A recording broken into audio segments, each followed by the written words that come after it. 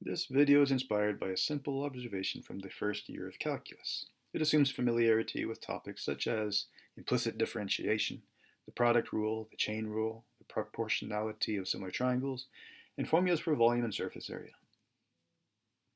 So have you ever noticed that sometimes the derivative of the volume of an object is the surface area of that object? For example, the derivative of the volume of a sphere is the surface area of that sphere. However, the derivative of the volume of a cube is not the surface area of that cube. To understand this apparent inconsistency, we'll need to review an important subtlety. You're never just taking the derivative. You're always taking the derivative with respect to some variable. For example, the derivative of x squared with respect to x is 2x, but the derivative of x squared with respect to t is 2x times dx dt.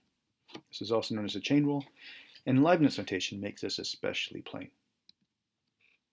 Now, the great strength of calculus is that you're liberated to think in terms of estimates, provided they are improvable estimates. Using the slope of a secant line to estimate the slope of a tangent line is a classic example. An improvable estimate like this is often the path to the exact answer. Notice how the slope of the secant line is getting closer and closer to the slope of the tangent line. Now let's look at an idea from geometry. The volume of a shape with uniform thickness is the area of that shape multiplied by the thickness of that shape. And this can be applied to any shape. So I decided to wrap an onion with paper and trim the flaps that do not contribute to the area of the onion.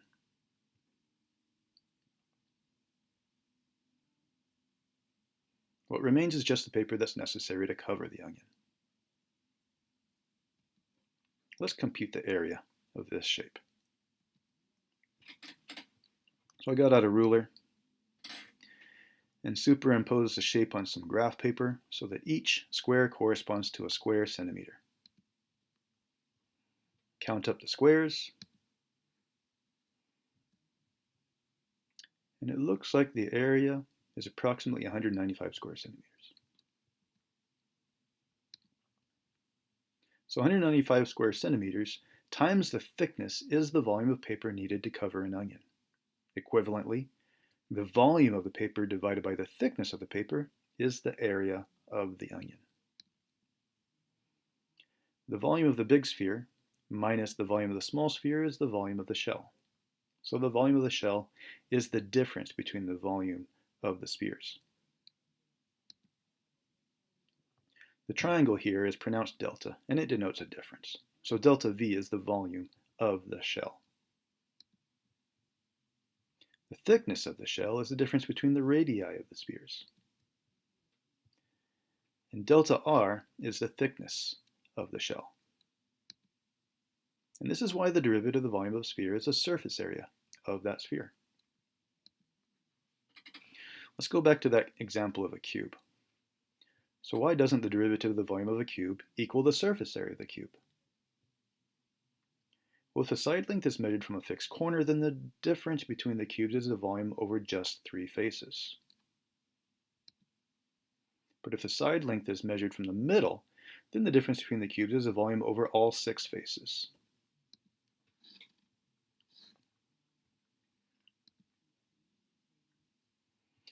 Now we can even try this with another shape like a right circular cone. If the height is measured from the top, then the difference between the cones, is the volume under the circular face. The thickness of that circular face is delta H. After applying the product rule, recall that similar triangles have proportional side lengths. As expected, you get the area of the base.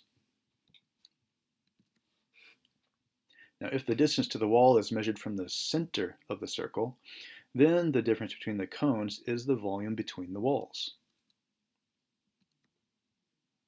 Again, similar triangles have proportional side lengths.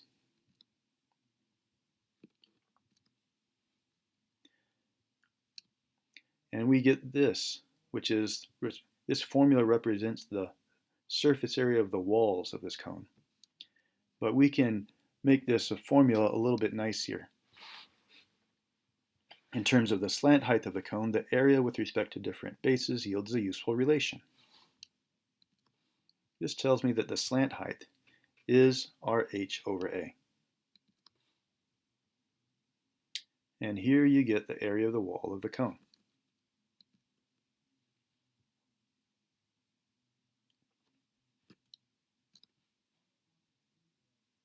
With these ideas in mind, what else is possible?